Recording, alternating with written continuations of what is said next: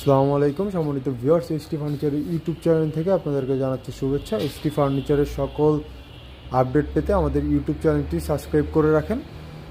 আজকে আপনাদের মাঝে নিয়ে আসছি চায়না ফাইবারের দোলনা। এটা শামুক মডেল। এটা চায়না ফাইবারের চিকন বাবুই পাখির বাসা।